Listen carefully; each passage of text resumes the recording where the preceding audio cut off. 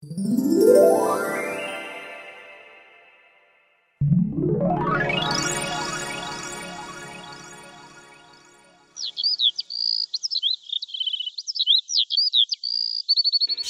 বাবা, আমি তোমার কাছে চিরকাল কৃতজ্ঞ থাকব। তোমার বাবা মা সত্যিই ভাগ্যবান। তা না হলে তোমার মতো এমন সাহসী, পরোপকারী এমন সন্তান কি কারো হয়? আজকাল যে যুগ, স্বার্থ ছাড়া কেউই কিছু করতে চায় না। আর সেখানে তুমি তোমার জীবনের ঝুঁকি নিয়ে কত বিপদকে উপেক্ষা করে তুমি আমার কলমিলতাকে বাঁচিয়েছো, আমার কাছে ফিরিয়ে দিয়েছো। সত্যি তোমার মা একজন রত্নগর্ভা। না চাচি, আমি নিজেকে এমন কিছুই ভাবি না। আর পাঁচটা সাধারণ মানুষের মতোই নিজেকে মনে করি। আর আমি যা করেছি তা ছিল আমার দায়িত্ব। তাছাড়া কলমিলা তো আমাকে একবার বিষধর সাপের হাত থেকে রক্ষা করে বিপদ থেকে বাঁচিয়েছে, যা আপনাদের অজানা। যে আমার প্রাণ বাঁচাতে সাহায্য করেছে, তার জন্য তো আমি এতটুকু করতেই পারি। হ্যাঁ জানি তো, তুমি তো এই প্রতিদান দিতে এতদিন আমার পাশে ছিলে। আমি সবই বুঝি। ওই যে পাগলিতে আবারও খেপে গিয়েছে। মোটেও না কলমিলতা, আমি তোমাকে আমার বন্ধু ভেবে তোমাকে সাহায্য করার জন্যই দায়িত্ব নিয়েছিলাম, আর আজ তা আমি পূরণ করেছি। আমি আজ অনেক আনন্দিত, আর আজ আপনাদের এই আনন্দের মাঝে নিজেকে অংশীদার করতে পেরে আমার খুব ভালো লাগছে। মনে হচ্ছে আমার জীবনটা যেন সার্থক। দিনগুলো কতই না দুর্বিষহ ছিল, তবে যাই হোক, যার শেষ ভালো তার সব ভালো। আর এই কঠিন পথটাকে সাহস করতে সাহায্য করেছে রাঙ্গুলি, যে পাশে না থাকলে আমি এত দূর কিছুই করতে পারতাম না। হ্যাঁ মা, জানো আমার এই মানুষ রূপ ফিরে পেতে সূর্যের যেমন অবদান, ঠিক তেমন রাঙ্গুলিরও। রাঙ্গুলি সবসময় সমস্যার সমাধানগুলো নিয়ে এসেছে, আর সূর্য তাও পূরণ করতে সাহায্য করেছে। তোমাকে সবকিছুর জন্য অনেক ধন্যবাদ বন্ধু রাঙ্গুলি। ধন্যবাদ দিয়ে আমাকে ছোট করো না বন্ধু। কারো বিপদে সাহায্য করাই তো আমার কাজ। আমার কথা আমাকে ফেরত দেয়া হচ্ছে বুঝি? খুব বাজে হয়েছে কিন্তু তুমি। রাঙ্গুলি, তুমি আজ থেকে আমাদের সাথেই থেকে যাও। আমার মেয়ের বন্ধু হয়ে বাকি জীবনটা আমাদের সাথেই পার করো। বিপদে আপদে কলমিলতাকে তুমি সতর্ক করতে পারবে। আমি জানি তুমিও কলমিলতার উত্তম বন্ধু। ওর বিপদ এলে তুমি ওকে সতর্ক করতে পারবে। হ্যাঁ চাচি, আমি তো সেটা চাই। কলমিলতার সাথে এই বিষয়ে আমার অনেক আগেই কথা হয়ে গিয়েছে যে ও মানুষও ফিরে পেলে বাকি জীবন আমি ওর সাথেই থাকবো। কিন্তু একটা সমস্যা আছে যে কাকু তো আমাদের একদমই পছন্দ করে না। সে যদি অনুমতি না দেয় তাহলে আমি কিভাবে থাকবো বলো? রাঙ্গুলি পাখি, তুমি একদমই এ বিষয় নিয়ে চিন্তা করো না। আমি যা বলবো তাই হবে। তুমি বাবাকে নিয়ে একদম ভেবো না তো। আমাকে তোমার খুব ভালো লেগেছে। আমরা সবাই একসাথে মিলে গল্প করব, খুব মজা হবে। তাহলে আজ থেকে তুমি আমাদের সাথেই থাকছো, এটাই শেষ কথা। তার মানে শয়তান পাখিটাও আজ থেকে এ বাড়িতেই থাকবে? তাহলে তো এই পাখিটা যখন তখন আমার কুকর্মের ব্যাঘাত ঘটাতে পারে। ও না আবার গোপনে আমার নজরদারি করে, কে জানে। পাখিটা তো কলমিলতার অনুচর বটে। ও যা বলে ও তাই করে। আমাকে এখন থেকে খুব সাবধানী হতে হবে। চাচি, এবার তাহলে আমাকে বিদায় দিন। খুব ভালো লাগলো আপনাদের এই আনন্দময় মুহূর্তে নিজেকে সামিল করতে পেরে। আমার সব দায়িত্ব আর শেষ হলো। তাহলে আমি এবার আসি। আর কত আটকে রাখবেন আমাকে? এবার আমাকে তাহলে বিদায়টা দিয়েই দিন। চাচি, একটু মজা করলাম আর কি। বাবা সূর্য, মজা করো আর যাই করো, সত্যি যদি তোমাকে আটকে রাখতে পারতাম তবে তাই করতাম। তোমার মতো সন্তানের মা হতে পারা যে পরম সৌভাগ্যের। কিন্তু তা তো আর সবার কপালে জোটে না।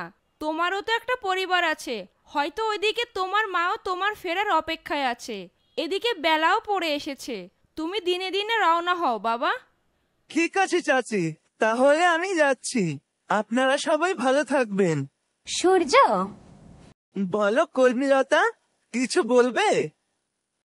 বলছিলাম যে আজকের এই দিনটা কি থেকে গেলে পারতে না? সারাদিন তো এদিক ওদিক অনেক দৌড়াতে হয়েছে। পেটেও তো কিছু পড়েনি মনে হয়, কিছু অন্তত মুখে দেবে, চলো। না কল্পিলতা, এখন আর কিছু খাবো না, ইচ্ছা করছে না খেতে। পরে না হয় একদিন সময় করে এসে চাচির হাতের মজার মজার রান্না খাবো। ঢং দেখে আর বাঁচি না বাপু। মাত্র তো গাছ থেকে মানুষ হলি, তাতে এত প্রেম প্রেম শুরু হয়ে গেছে। বড় বউর মেয়েটা পারেও বটে, ধরেছে তো ধরেছে, একটা জমিদারের ছেলেকেই ধরেছে। এখন আবার তাকে পটানোর চেষ্টা চলছে। দাঁড়া, আমি তোরে প্রেমে পানি ঢেলে দিচ্ছি এক্ষুনি। হ্যাঁ সূর্য, অবশ্যই এসো। উর্মিলতার বিয়েতে তোমাকে বিশেষ অতিথি হিসেবে আমার পক্ষ থেকে দাওয়াত রইল। উর্মিলতার বিয়েতে আমরা সবাই একসাথে মজা করব। সেদিন কিন্তু কবজি ডুবিয়ে খেতে হবে, আর আমরা সবাই মিলে অনেক আনন্দ করব, খুব মজা হবে। বিয়ে? কলমিলতার বিয়ে? ও হ্যাঁ, কলমিলতা তো এখন আর কোনো গাছ নয়। কলমিলতা তো এখন একটা বিবাহযোগ্য সুন্দরী যুবতী কন্যা। ওর হয়তো খুব শীঘ্রই বিয়ে হয়ে যাবে। তবে এভাবে তো আমি আগে ভেবে দেখিনি বিষয়টা। দিয়েছে মনে হয় ঠিক মতো। তীরটা মনে হয় একদম সূর্যের বুকে গিয়ে বিঁধেছে। আহা, মুখখানা একদম যেন মুহূর্তে শুকিয়ে গেল। দেখেই তা স্পষ্ট বোঝা যাচ্ছে। কি মায়া, কি মায়া! আহা, যাই এবার একটু কাটা ঘায়ে নুনের ছিটে মেরে আসি। কি সূর্য, চুপ করে আছো যে? তা তোমার মুখটা এমন মলিন হয়ে গেল কেন হঠাৎ করে? কিছু বলছো না যে? কি আসবে তো আমাদের কলমিলতার বিয়েতে? আমি কিন্তু আমার তরফ থেকে তোমাকে অগ্রিম দাওয়াত দিয়ে রাখলাম কলমিলতার বিয়েতে। কারণ আমাদের কলমিলতা যে সুন্দরী, তাতে মনে হয় না ফেরবার ওকে দেখার সুযোগ পাবে তুমি। কখন কোন রাজপুত্র এসে টুক করে কলমিলতাকে পঙ্খিরাজ ঘোড়াই করে উড়িয়ে নিয়ে যায়, তার তো কোনো ঠিক নেই। আমি যাচ্ছি। কলমিলতা, তুমি সাবধানে থেকো।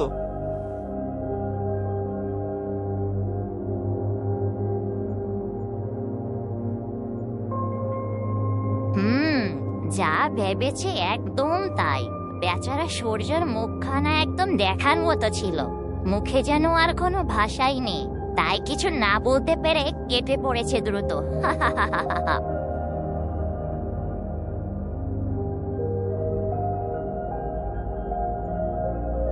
চলো সবাই, এবার ঘরে যাওয়া যাক। সন্ধ্যা হয়ে আসবে কিছু সময়ের মধ্যে।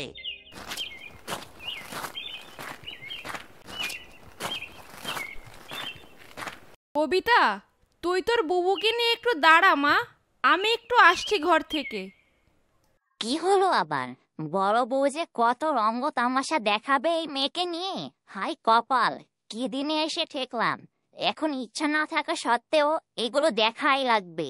দেখি এবার কি নাটক করে আবার।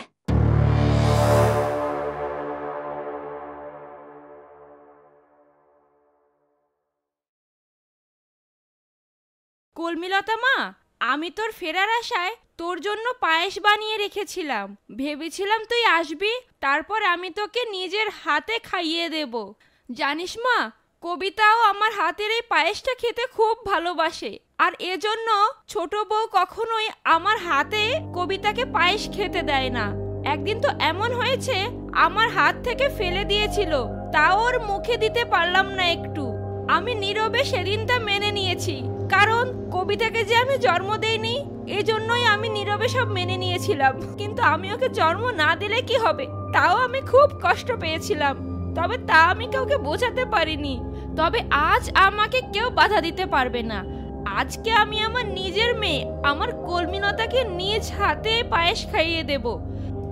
আমি এতদিন ভাবতাম শুধু আমি একা একাই কষ্ট পেয়েছি এতদিন, কিন্তু এখন দেখছি আমার মাকেও একইভাবে যন্ত্রণা সহ্য করতে হয়েছে। কখনো কখনো কারো কাছে লাঞ্ছিত হতে হয়েছে, আবার কখনো কখনো চরমভাবে অপমানিত হতে হয়েছে, আবার কখনো তো মাকে পাগল তকমাও পেতে হয়েছে। তবে আজকে মা আমাকে পেয়ে যে কত খুশি, মায়ের জন্য খুশি ধরছে না। এটা দেখে যে আমার কি শান্তি লাগছে।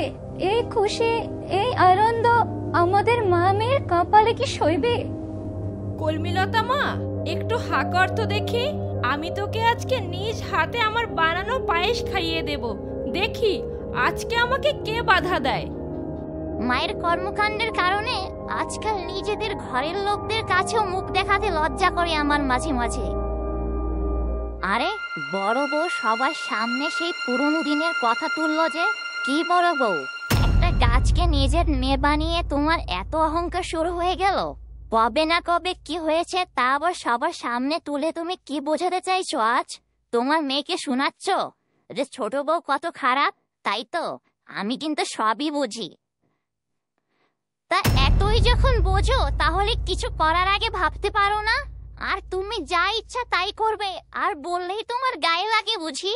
তোমার জঘন্য কর্মকাণ্ডের কারণে আজকাল সবার সামনে মুখ দেখাতেও লজ্জা হয় আমার। আমি গেলাম এখান থেকে। শোন কবিতা মা, শোন, দাঁড়া, কথাটা শোন একবার। কি বলবো, তোমার মেয়ের সামনে আমাকে অপমান না করলে বুঝি শান্তি হচ্ছিল না?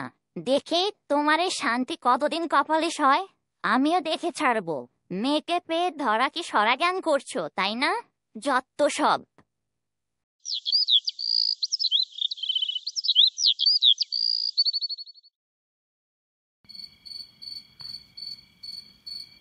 সূর্য, বাবা, এতদিন তুই কোথায় ছিলি? তোর বাবা তো আমাকে টিকতেই দিচ্ছে না, রাত দিন শুধু তোর বিষয়ে কথা শোনাচ্ছে। তা কোথায় গিয়েছিলি, সত্যি করে বল না বাবা আমাকে। মা, আমি আমার এক বন্ধুকে তার বিপদে সাহায্য করতেই তার কাছে গিয়েছিলাম। কিন্তু তোর বাবা যে বলল কেউ একজন তোকে নাকি দূর গ্রামের এক ঘটকের সাথে কার বাড়িতে যেতে দেখেছে। এটা কি সত্যি বাবা? হ্যাঁ মা, একদম ঠিকই দেখেছি। কিন্তু কেন বলো তো, তাতে এত সমস্যা কোথায়? আমি তো এতে কোনো সমস্যা দেখতে পাচ্ছি না। তার মানে তুই সত্যিই গিয়েছিলি? আমি তোর কাছ থেকে এমনটা আশা করিনি সূর্য। আমি এদিকে তোর বাবার সাথে কত তোর হয়ে কথা বললাম। আচ্ছা, কে সেই মেয়ে? বল আমাকে, কি তার পরিচয়? আমাকে তুই এসব কেন বলিসনি আগে? তুই তো এমন ছিলি না সূর্য। মাকে তো তুই সব কথাই খুলে বলতি এতদিন। যদি তুই কাউকে পছন্দ করেই থাকিস তাহলে তোর বলতে কি অসুবিধা ছিল? আমি নিজে গিয়ে দেখে আসবো তাকে। কিন্তু তুই একা একা নিজে নিজে নিজের বিয়ে ঠিক করতে যাস ঘটকের সাথে গিয়ে। এটা কেমন দেখাই বাবা? আমরা তো আছি নাকি? এখনো তো মরে যাইনি। মা, এর জন্য আমার ভালো লাগে না বাবার সাথে কোনো কাজে থাকতে। কোনো কিছু ভালোভাবে বিচার বিশ্লেষণ না করে শুধু ভুলভাল মন্তব্য করে।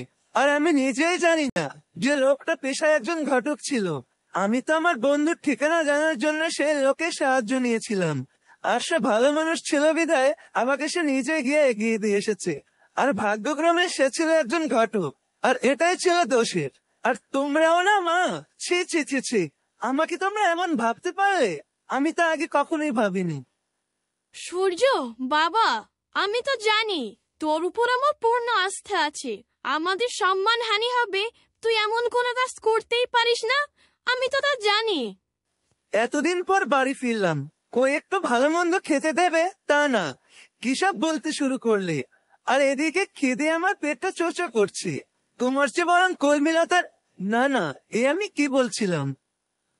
কিরে বাবা, কিছু বলতে গিয়ে মনে হলো থেমে গেলি। আচ্ছা ঠিক আছে, বাদ দে সব কথা। তুই হাত মুখ ধুয়ে নে, আমি তোর জন্য খাবার দিচ্ছি। যাক বাবা, বাঁচা গেল। মা কলমিলতার কথা কিছুই বুঝতে পারিনি। আচ্ছা, কলমিলতা এখন কি করছে? কলমিলতাকে আর কোনোদিন তার প্রয়োজনে সূর্যের কথা মনে করবে?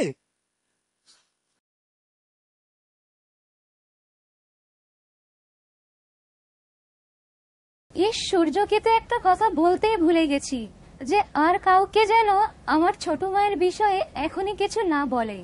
যা হওয়ার তা হয়েছে, আমি চাই সবাই একসাথে মিলেমিশে থাকুক। বুবু, তুমি একা একা বসে কি ভাবছো এখানে?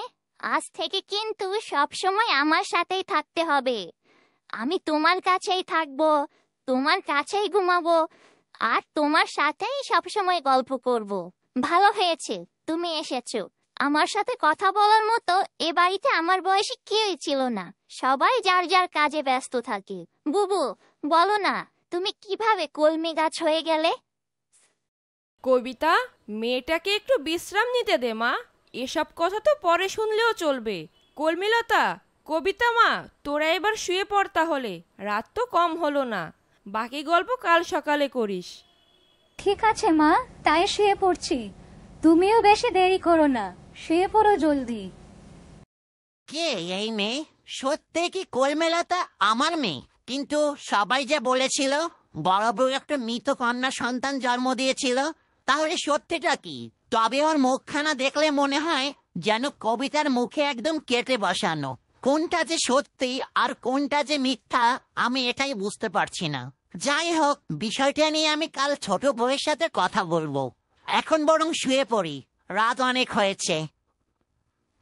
আজ দিনটা আমার বড় আনন্দের। এ দিনের প্রতীক্ষাই তো করছিলাম আমি কত কাল ধরে। এর জন্য আমি রাঙ্গলি আর সূর্যের কাছে চির ঋণী হয়ে থাকবো। সূর্য কি আর কখনো কলমিলতার সাথে দেখা করতে আসবে? আর আসবেই বা কেন? ওরও তো একটা জীবন আছে, ও একটা জমিদার পুত্র, কতই না কাজ থাকে তাদের হাতে। অকারণে কেনই বা সে আসবে? রাজ্যের কাজ ফেলে সে কেন এই সামান্য কলমিলতার কাছে আসবে দেখা করতে? আর ও যে দায়িত্ব নিয়েছিল তাও তো পূরণ করে দিয়েছে। তাহলে আমারে মানুষ রূপে ফেরার সাথে সাথে কি সূর্যের পর্বটাও জীবন থেকে ইতি ঘটে গেল? কিছুতেই দু চোখের পাতা আজ এক করতে পারছি না। মনটা কেন জানি খুব কাঁদছে। কেন আমার এমন লাগছে আমি কিছুই বুঝতে পারছি না। শুধু জানি আমার কিছুই ভালো লাগছে না। কি যেন আমি হারিয়ে ফেললাম, কিন্তু কি সেটা? সবই তো ঠিক আছে। উর্মিলাতাকে ওর মায়ের কাছে পৌঁছে দিয়ে এসেছি, যেটা ছিল আমার কাছে সবচেয়ে বেশি চিন্তার। কিন্তু কি তাহলে? কেন আমার ভিতরটা এমন ফাঁকা ফাঁকা লাগছে? বন্ধুরা, আজকের গল্পটা তোমাদের কাছে কেমন লাগলো তা কমেন্ট করে অবশ্যই জানাতে ভুলবে না। আর সূর্য ও কলমিলতার সম্পর্ক কোন দিকে মোড় নিতে যাচ্ছে জানতে হলে চোখ রাখো গল্প ঝুলিতে। আর ভিডিওটি ভালো লাগলে বেশি বেশি লাইক, কমেন্ট ও শেয়ার করে দিও। পরবর্তী ভিডিও দেখার জন্য সঙ্গেই থাকো।